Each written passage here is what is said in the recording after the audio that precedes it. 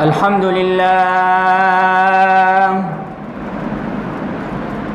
لله نحمده ونستعينه ونستغفره ونؤمن به ونتوكل عليه ونعوذ بالله من شرور أنفسنا ومن سيئات أعمالنا من يهده الله فلا مضل له ومن يضلله فلا هادي له وأشهد أن لا إله إلا الله وحده لا شريك له وأشهد أن سيدنا وسندنا وحبيبنا وشفيعنا ومرشدنا ومولانا محمدا سيد المرسلين وخاتم النبيين أما بعد فأعوذ بالله من الشيطان الرجيم بسم الله الرحمن الرحيم إن الدين عند الله الإسلام وعن شعبة بن عامر رضي الله تعالى عنه قال رسول الله صلى الله عليه وسلم لو كان بعدي نبي لكان عمر بن الخطاب أو كما قال النبي صلى الله عليه وسلم مولاي صل وسلم دائما أبدا على حبيبك خير الخلق كلهم هو الحبيب الذي ترجى شفاعته لكل هول من الأهوال مقتحم.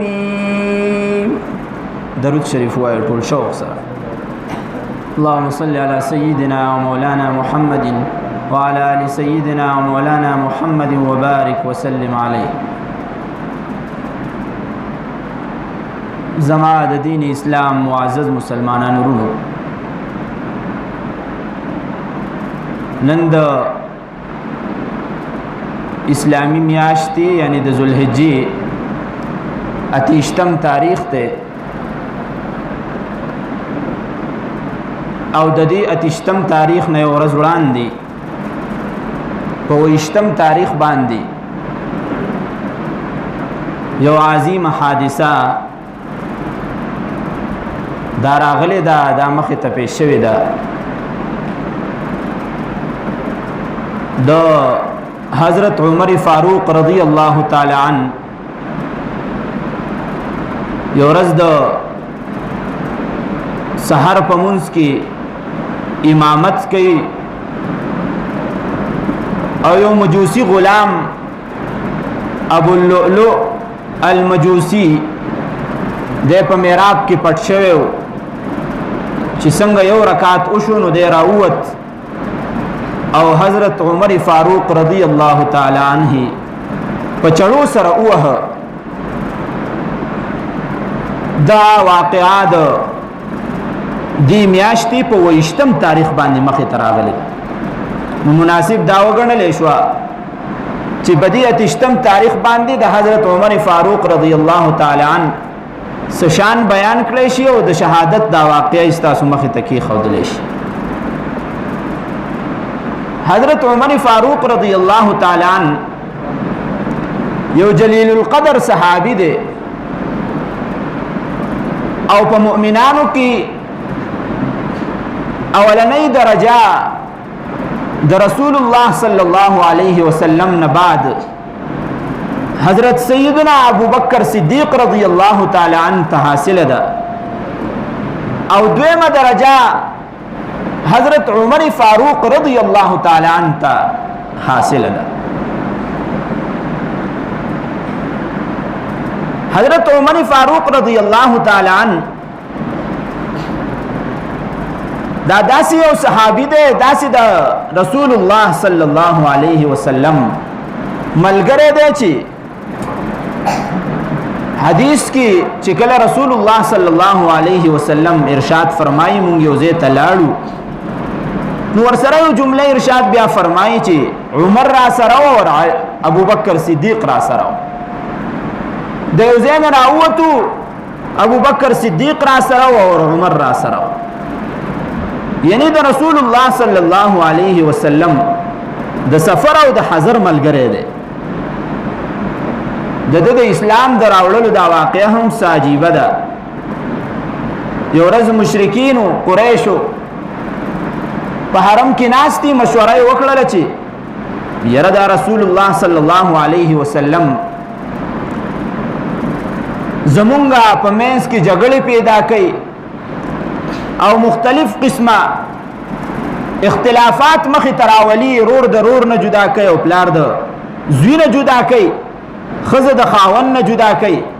د دې دپاره څه غم پکار دی چې دا زمونږ د مخې نه لرې شي، العیاذ بالله. دیو منتخب که حضرت عمر فاروق رضی اللہ تعالی عنہ لا ایمان نه دی راوړی، او مورخین لیکلی دي چې په دغه وخت کې د حضرت عمر فاروق رضی اللہ تعالی عنہ عمر 24 سال دی، 40 کال عمر دی. یو روایت کې راځي چې 27 سال عمر دی. حضرت عمر فاروق رضی اللہ تعالی عنہ د رسول الله صلی الله علیه وسلم د قتل د پاره اوت روان دی. پلار کې یو صحابي دی نعیم ابن مسعود، هغه ورته وایي عمر ولې توره دې راښکلې ده او چرته روانې، ډېر په جوش کې جذبه کې، خیر خدای کنه. عمر ورته وایي نن روان یم،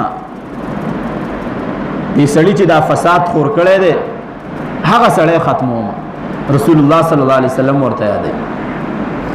نعیم ابن مسعود ورته وایي نشي کولی دا کار ته نشي کولی، اسی مزه دی. ورته وایي نه دا کار زمانه بغیر بل څوک کولی نشي، زه به خامخا دا کار کوم. بهرحال نعیم ابن مسعود ورسره په هغه ټیم کې ډېرې خبرې وکړلې، نو دی ورته وایي زما خیال دا دی چې چېرته ته هم ثابت شوی، تا هم خپل دین پرېښودی دی، په هغه باندې د جوړ ایمان راوړی دی. هغه ورته وایي زما خبر پرېږده، لاړ شه د خپلې خور کور ته، هلته کې دې خپل لوښی دې وګوره او خور دې وګوره چې د هغې څه پوزیشن.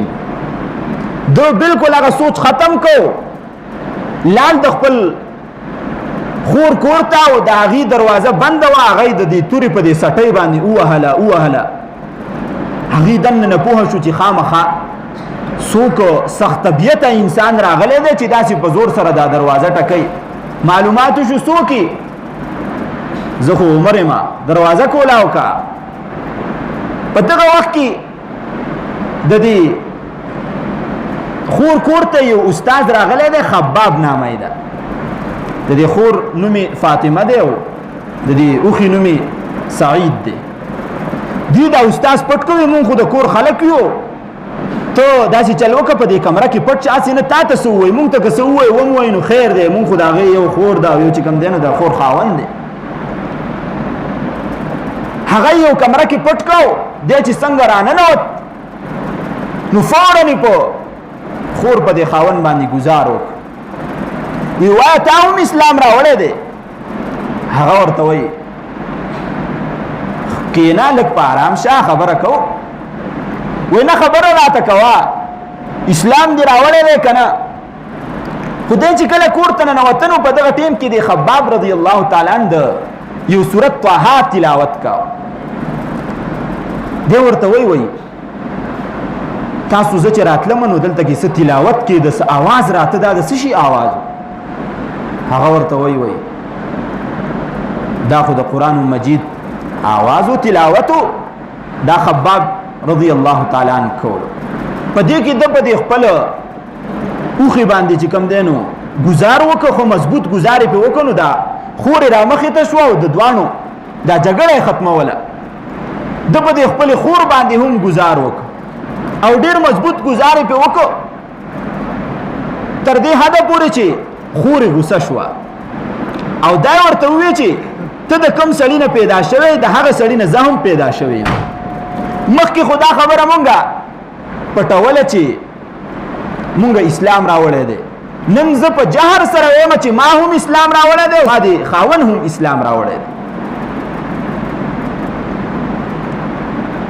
او ته مونږ ټوکړې ټوکړې کا زمونږ غوښې کټ کا خو چې په کوم نبی باندې مونږ ایمان راوړی دی د هغې نبي د خبرې نه مونږ د خوځېدو نه هم هغه شان به په خپله خبره باندې قایم وي دا ورته وي ښه وي هغه کتاب هم لوستا کتاب ما ته راکوي هغې ورته وي دا مونږ نجس خلکو ته نه ورکوو دا چې څوک پاکي صفایي هغه خلکو ته دا کتاب مونږ ورکوو نو اوس وکړی شي څه زه څه وکړم چې بیا دا کتاب زه راواخلم خورې ورته ویل اول ورشه غسل وکړه د غسل نه بعد راشه او دا کتاب به درته مونږ درکړو چې کله دا خبرې کېدې نو کم صحابي چې یو کمره کې پټ شوی او خباب رضی الله تعالی عنہ هغه راووته وی څه ناسه لار پیدا شوه اوس به زه خپل تبلیغ وچلو هغه راووته عمر رضی الله تعالی عنہ ته ارشاد فرمایي والله ته چې نن د کم سړي په قتل پسې راوتی پرون ما په هغه په حرم کې لیدلی دی چې د الله جل جلاله په در کې ستا دپاره چغې والي او دا دعای د الله جل جلاله نه غوښتله اللهم اید الاسلام باحد العمرین اے الله جل جلاله اے زما ربا اے خدایا تو حضرت عمر فاروق رضی الله تعالی عنہ ته د اسلام دا لوی منصب ورکی اته مسلمان کی ته دا هغه سړي په قتل پسې راوتی او هغه سړي بیګا په حرم کې ستا دپاره د الله په در کې چغې والدي هغه جړل دا ابو جهل هم عمر نومو او د حضرت عمر فاروق رضی الله تعالی عنہ عمر نومو نو رسول الله صلی الله علیه وسلم خواهش په خپل داو چې دا عمر پکې مسلمان شي د دې وجنه ترجیح عمر لورنر به احد العمرین و نوی بلکې به احد العمرین وي نو الله جل جلاله چې رسول الله صلی الله علیه وسلم د چا متعلق دعا وکي نو دعا به قبليږي او کنه به قبليږي د په زړه باندې اثر وشو سوره طه واورید او دغه د خپل خور خاونې د ځان سره را روان کو د رسول الله صلی الله علیه وسلم په خدمت کې حاضر شو په دغه وخت کې رسول الله صلی الله علیه وسلم با پټ تبلیغ کاو په دار ارقم کې د ارقم رضی الله تعالی عنہ کور پاغي کې به د دین تبلیغ کاو چې کله دې ورننوته نو صحابه کرام تیار شو چې دا خو د اسلام دشمن راغی یو صحابي وی د الله رسول ما ته اجازه راکړه چې زه ونیسم او دې خو را پرېنه بل आवाज وکړه د بل ځنه بل आवाज وکړه داسې आवाजونه شروع شو رسول الله صلی الله علیه وسلم ورته ارشاد فرمای ما ته پرېده او رسول الله صلی الله علیه وسلم تشریف فرماو چې څنګه دې ولیدل را پاسې دو د سزې پورې هم داسې ورغه او عمر د دې زنهونی وی وای عمر د سبو اراده باندې راغله نیت څه ده کچری دو اراده دی خراب او په خراب اراده باندې راغله نو اوس بخپل حشر دی ځکه ویني او کچری نیت خالص وي د اسلام او د مسلمانېدو په نیت باندې راغله نو هم خبره وکړه هغه ورته ټول صحابه کرام ناس دي هغه ورته اے د الله رسوله د اسلام قبل اولو د پار راغله په مسجد کې چغې شوې الله اکبر الله اکبر الله اکبر د برنه جبريل امین را کوز شو رسول الله صلی الله علیه وسلم ته ارشاد فرمایي استبشر اهل السماء باسلام عمر دلته کې خو تاسو یو بل تذیر ورکړو د الله جل جلاله د نوم صدا مو چتکړه الله اکبر مو خوشاله مناو کړی برنن په اسمانونو کې د عمر رضی الله تعالی عنہ په مسلمانېدو باندې فرشتو یو بل ته زیری ورکړ. رسول الله صلی الله علیه وسلم حضرت عمر فاروق رضی الله تعالی عنہ خپل خوا ته کېناو، کلمه یې ورته وویله. رسول الله صلی الله علیه وسلم نه حضرت عمر فاروق تپوس کوي دا الله رسول ولې ته په رښتیا رسول نه یې؟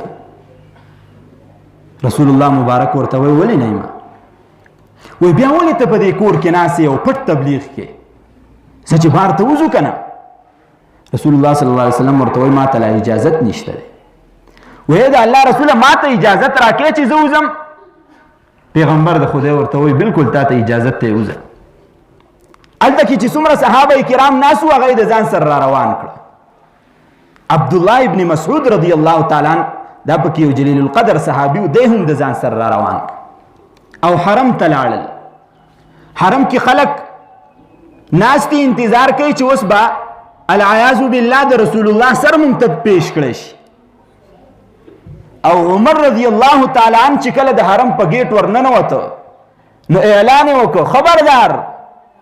که د نن نه بعد د دین په خورولو کې څوک رکاوټ جوړ شو نو د هغه سر به د هغه خپو ته پروت ورننوته. او صحابه کرامو ته عرض وکړو وی دلته کې په حرم شریف کې مونځ وکړئ. په حرم شریف کې صحابه کرام دا اولنی ځل دی چې په جهر سره په کلاو میدان باندې بغیر څه د تکلیف نه صحابه کرامو په حرم شریف کې مونځ وکړ. حضرت عبدالله ابن مسعود رضی الله تعالی عنہ ارشاد فرمایي چې دغه وخت پورې مسلمانان ډیر زیات کمزوري وو. هر یو کار چې به کاو نو زړه کې به دا ډر و دا ویره به وه چې هسې نه څوک تکلیف ورسوي. خو کله چې عمر فاروق رضی الله تعالی عنه اسلام راوړ نو ټول خلک چې سرداران څومره وو د قریشو هغه شاته شو.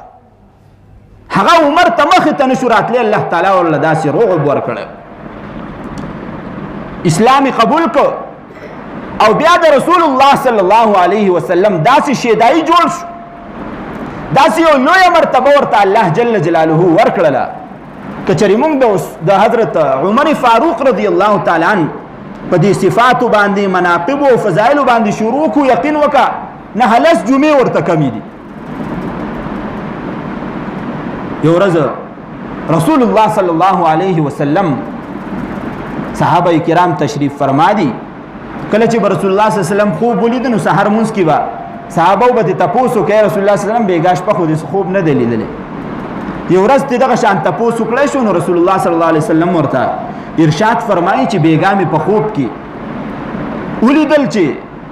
زمونږ دا څومره ملګري دي د چا د دې ځای پورې کمیس دی، د چا د دې ځای پورې کمیس دی،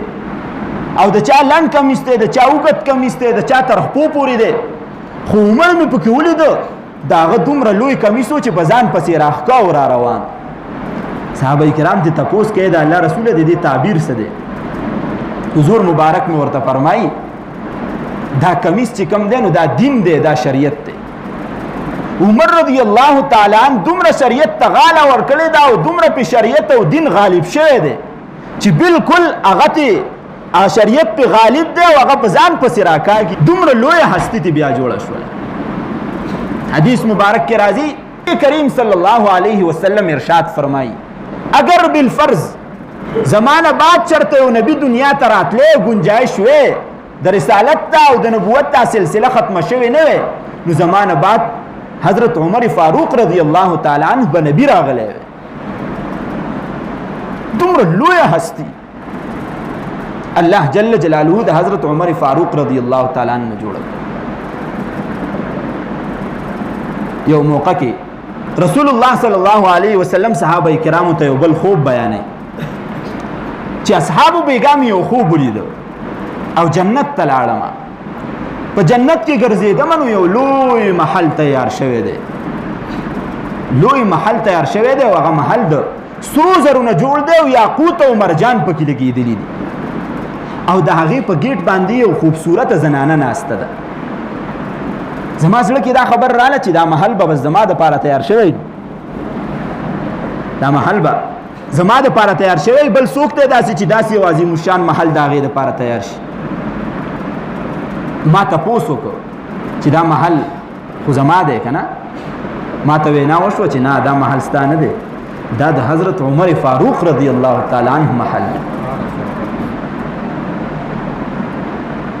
بیا صحابه کرامو ته رسول الله صلی الله علیه وسلم ارشاد فرمایي په هغه ټیم کې مې زړه ډېر وغوښته، په دې خوب کې زړه مې ډېر وغوښته چې دې محل ته وردن نشم، خو ستا غیرت راته مخې ته ودرېده، د هغې غیرت ته وجې نه چې کوم دی نو زه دننه ناللم. ما وی چې عمر ډېر سخت سړی دی، هسې نه خفه شي، زه د ده د اجازت نه بغیر دننه ور داخل شم.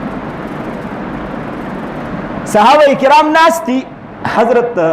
عمر فاروق رضی الله تعالی ډېر وژړل. ارشاد یې وفرمایل وبکا غار یا رسول الله، ای د الله رسوله زه به تا باندې غیرت کوم، زه به په تا باندې غیرت کوم، ستا د وجې نه خو زه دې مرتبې ته را رسېدلی یم، کاش که ته دې محل ته دننه ور داخل شوی وی نو دا به زما دپاره څومره د سعادت خبره وه. دومره لوی سړی ته الله جل جلاله جوړ کړ، او صرف دا نه چې الله جل جلاله د هغه موافق په قرآن مجید کې بعضې داسې ځایونه دي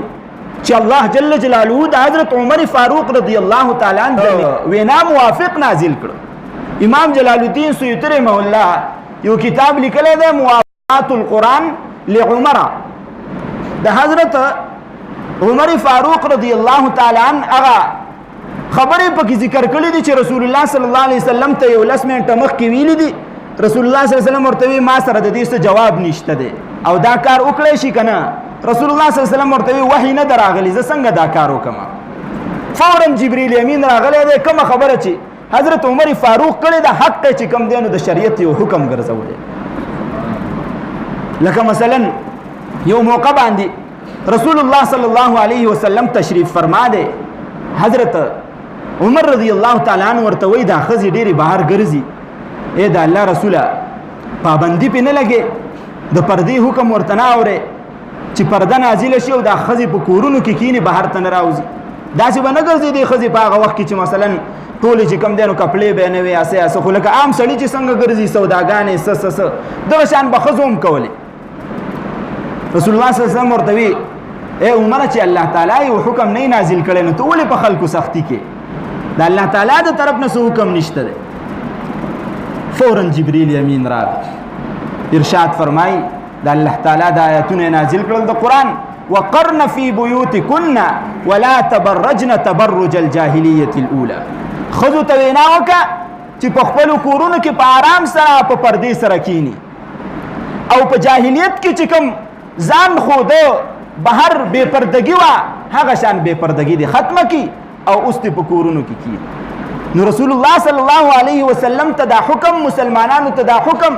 د چا وینا موافق راغی؟ د حضرت عمر فاروق رضی الله تعالی عنہ د وینا موافق الله تعالی د قرآن آیت نازل کړ. یو بل موقع باندې رسول الله صلی الله علیه وسلم تشریف فرما دی، کله چې جنگ بدر قیدیان راوستلی شو. رسول الله صلی الله علیه وسلم کرامو نه تپوس وکړ چې د دې قیدیانو څه وکړی شي. چا ورته وی دا دې وکړی شي، چا د ابوبکر صدیق رضی الله تعالی عنہ ډېر نرم مزاجه انسان، هغه نه تپوس وکړه ابوبکر څه وکړی شي. هغه ورته وی د الله رسوله څه فدیه تې واخله، پیسې تې واخله، هغه پیسې باندې به موږ د جنگ سامان واخلو د ځان لپاره، او دا به ژوندي پاتې شي. نو سبا که چېرې دې ایمان راوړي دا څومره د خوشحالۍ خبره ده، که دې ایمان را نه وړي د دې اولاد به ایمان راوړي دا څومره د خوشحالۍ خبره ده. ابوبکر صدیق رضی الله تعالی عنہ دا مشوره ورکړه. عمر رضی الله تعالی عنہ داسې سیټ ته ناست دی، نو عمر ته پکې هم څه ووایه که. عمر رضی الله تعالی عنہ ورته وایي الله رسوله مونږ ته پته ده چې زمونږ دا دین او اسلام مونږ چې په تا باندې ایمان راوړی دی دا حق او سچ دي، بر حق دي. دا قیدیان دي ټول قتل کړی شي، دا اویا کسان دا دي ټول قتل کړی شي، او الله جل جلاله ته دې مونږ خپل ایمان وښایو چې ګوره د دین په معامله کې که د چا زوی دی او که د چا پلار دی او که چا رشته دار دی دا مخې ته به د ټینګې نه وي، بلکې د هغه سره به هم هغه معامله کولی شي کوم چې د یو عام کس سره چې کافر د هغه سره کولی شي. او دا ورته هم ارشاد وفرمایه چې زما پکې د ماما زوی دی زه به اول د ټولو نه اول به هغه زه ذبح کړم د ماما زوی مې دی پکې هغه به د ټولو نه اول زه ذبح کړم د حضرت ابوبکر صدیق پکې رشتہ دار دی اول به هغه ذبح کړي هغه د حضرت علی رضی الله تعالی عنہ پکې رور دی عقیل علی بر اولګیو هغه خپل رور به ذبح کړي او د رسول الله صلی الله علیه وسلم پکې تر دی عباس او یو بل رشتہ دار دی رسول الله صلی الله علیه وسلم به دا ذبح کړي خو چونکی د رسول الله صلی الله علیه وسلم مقصود هم دغه چې نوې د خلکو اسلام کو شوی رسول الله صلی الله علیه وسلم هم د دې لپاره وی چې اسنه خلک متنفر شي نو د حضرت ابوبکر صدیق رضی الله تعالی عنہ په مشوره باندې عمل وکړ په دې کې فورا جبرئیل امین راغی او آیتونه راوړل د ځان سره چې اے د الله رسوله کم قیدیان دي ستا سره نو دا قیدیان چې کم دی نو تا ته داسې نه و پکار چې دا دی داسې پرېښودي وي بلکې تا ته پکار دا و چې دا دې څه کړي وي ټول قتل کړي وي خبره خو بیا ختمه شوه خو د رسول الله صلی الله علیه وسلم دغه صحابي عمر فاروق رضی الله تعالی عنه د متعلق هغه موافق آیتونه نازل شو چې د حضرت عمر فاروق رائے چې کومه ونه هغه ډیره بهتره وه دغه شان یو موقع باندې رسول الله صلی الله علیه وسلم د عبد الله ابن ابي منافق ډیر مضبوط منافق او ډیر خراب سړی او خبيث سړی جامې د مسلمانانو غستې وي خو کارونه به د کفارو نم تیز کول چې کله دی وفات کېدنو وصیت وکوي جنازه به هم رسول الله کوي او خپل زوی ته وی او کمیس به د رسول الله صلی الله علیه وسلم راوړي چې کله زه وفات شم نو هغه به راته راواچي رسول الله صلی الله علیه وسلم وی ټیک ته چې کله وفات شو نو لاړ رسول الله صلی الله علیه وسلم خپل کمیس یې ورک عمر فاروق راغی رسول الله ته وی دا الله رسول دا کمیس ته ولولې ورک القائل يوم كذا وكذا پلان کې ورځ باندې ولې دا خبره نه وکړې ستا خلاف پلان کې ورځ باندې ولې ستا په کور والا باندې د الزام نه لګولې په حضرت عائشه باندې د الزام نه لګولې چې د هغې د وجې نه ډېر شورځې حضرت عائشه رضی الله تعالی عنها جړلي ته اوس د ده سره دومره ښه سلوک کې چې دله خپل چې کوم دی نو کمیس ورکې او بیا پې جنازه هم کې د الله رسوله دا دې څه چل وکړه او دا په هغه ټیم کې ورته دا وینا کوي چې رسول الله صلی الله علیه وسلم د جنازې مخې یعنې کټ مخې ته ولاړ دی او دا ټول خلک ورته ګوري چې عمر د عبدالله ابن ابي خلاف لګیا دی رسول الله صلی الله علیه وسلم ورته ارشاد فرمایي اخر عني یا عمر شاته شه یاره عمره لږ شاته شه رسول الله صلی الله علیه وسلم پې جنازه وکړله چې کله جنازه وکړه د برې نه آیاتونه نازل شو ولا تصلي على احد منهم مات ابدا ولا تقم على قبره اے دا الله رسوله الله جل جلاله ورته ارشاد فرمای محمد ته دا هغه سړي په جنازه په کټ باندې مه ودرېږه آینده د پاره خو بالکل دا کارونه کې اوس چې کوم دی نو تا د عبدالله ابن ابي په میت باندې ودرېدې او تا پې جنازه وکړه او آینده د پاره دا هم مه کوه چې قبر کې هغه ښخېږي او ته پې ودرېږي او ته پې خبره وکړي بالکل دا کار مه کوه دا د چا موافق نازل شو داسې د حضرت عمر فاروق رضی الله تعالی ډېر مناقب دي د حضرت عمر فاروق او داسې حکومت قائم کړی داسې حکومت یو ورځ یې وایي ډېر وجړل په یو غر باندې د خپلو ملګرو سره ډېر یې وچړل چا ته تپوس وکړه عمره ولې جاړې ډېر دې وجړل یو ورځ به مې دلته کې په دې غر باندې اوښان ساتل اوښان چې کله به مې کور ته بوتله نو والد به راته وي چې عمره ته بالکل د څه نه خبر ته اوښان نشي مړولی نو ته به سبا کیس نن زه په دې غر باندې ولاړم او په 22 لاک مربع میل په 22 لاک مربع میل باندې یعنی په نیمه دنیا باندې دا د دې اسلام د وجې نه چې رسول الله صلی الله علیه وسلم تابعداري کړې وه الله جل جلاله ورته دومره لوی فوقیت ورکړی دا د دې اسلام د وجې یو ورځ حضرت عمر فاروق رضی الله تعالی عنه د ورځې به ټوله ورځ په مسجد نبوي کې ناست و او تخت یې داسې نه و لکه زموږ د نن سبا د حکمرانانو تختونه چې څه غواړي هغه کوي یو پوزی هغه به ورته خور و سحر به شو ماښام به شو په هغه پوزي باندې به ناست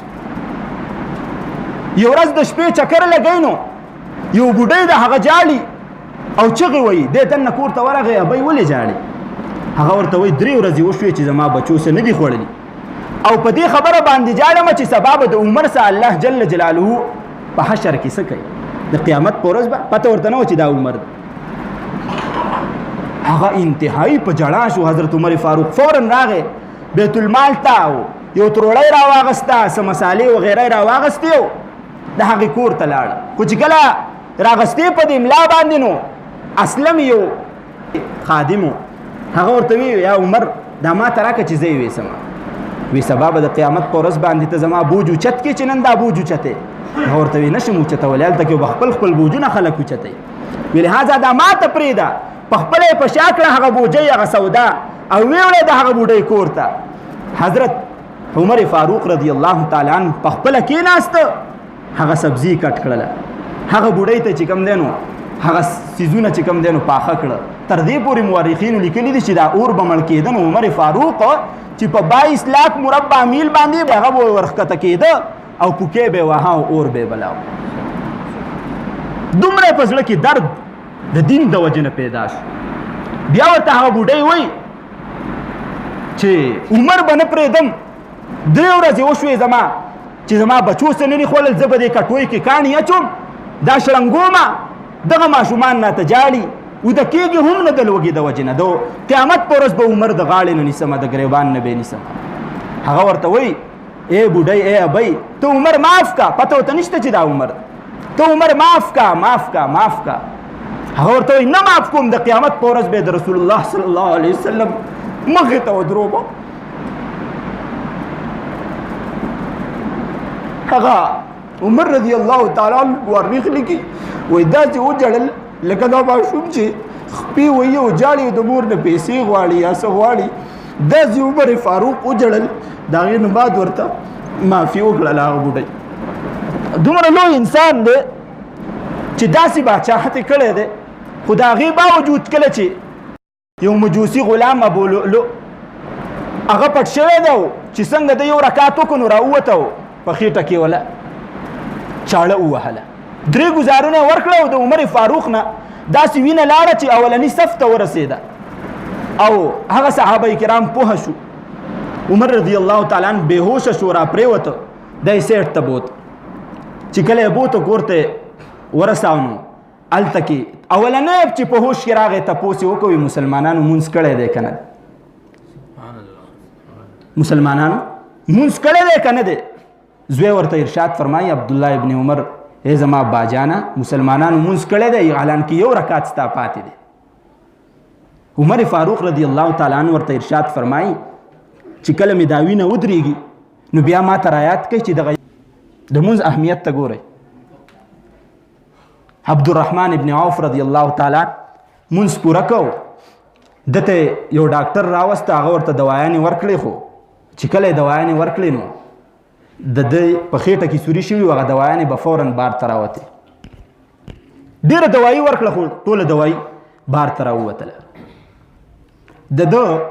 دا سر مبارک چې کوم دی نو د خپل زوی په دی غېږه کې پروت دی زما دا زړه ډېر نری دی یار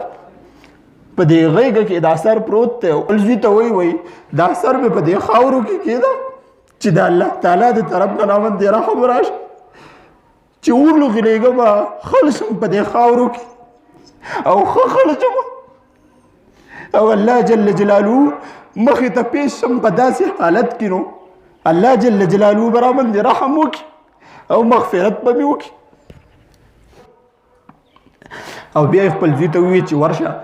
په عایشه پسې او عایشې ته ووایه چې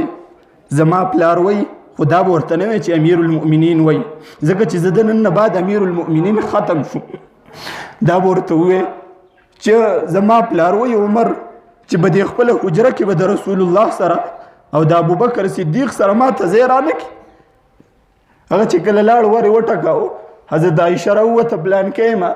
څه دپاره راغلی ولې پلار دې څنګه دی پلار مې په آخري حالت کې دی زوی ورته وایي او غواړي چې زه به ستا په دې حجره کې د رسول الله صلی الله علیه وسلم سره دفن شم چې د قیامت په ورځ د رسول الله صلی الله علیه وسلم په غېږه کې راپاسي چې الله راته معافي وکړي هغه ورته وایي اجازت دی ورته دا ځای خو ما د خپل ځان دپاره ټاکلی و خو نن امیر المؤمنین ما ته مخې د دې زه د هغې نه مخ نشم اړولی. چې کله واپس راغی نو عبدالله ابن عمر نو حضرت عمر فاروق رضی الله تعالی عنہ په دې خاوره کې وای پروت دی د تکلیف د وجې نه کسانو دا لاسونه هم نیولي دي او دا سترګې اړی راړی د دې خبرې په انتظار دی چې اوس به ماته زما زوی څه خبر راوړي. چې کله وای راغی زوی نو کسانو ته وی چې ما راپاسوئ په تکلیف سره هغه راپاسوئ وایي بچیا څه خبر دی راوړی دی. حضرت عمر فاروق رضی الله تعالی عنہ ته زوی وای عبدالله بن عمر رضی الله تعالی عنہ وای باجانه حضرت عایشه اجازت کړی دی چې راوړی یو زما په دې حجره کې دفن کړي.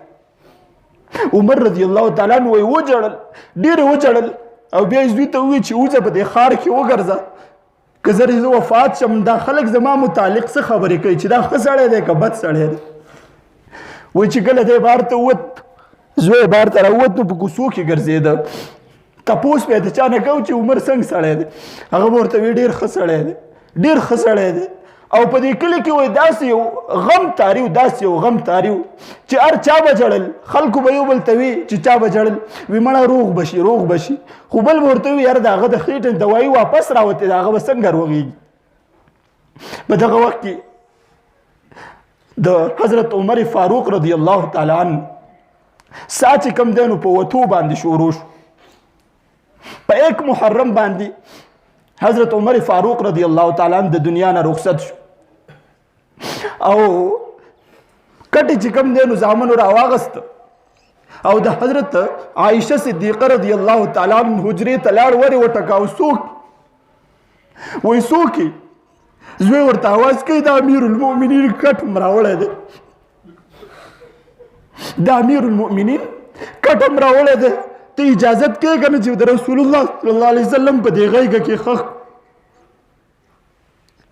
حضرت عائشه صدیقه رضی الله تعالی عنہ خپل ټول سامان د هغه کور نه راوباسه وی راوړی دلته کې خښ کړئ. خو د دې نه مخکې چې کله حضرت عمر فاروق رضی الله تعالی عنہ وفات کیږي نو خپل زامن راوغوښته وي زما رجسټر یې وګورئ هسې نه چې په ما باندې څه قرض اوښتی چې رجسټر یې وکتې نو 86,000 درهم په ده باندې قرض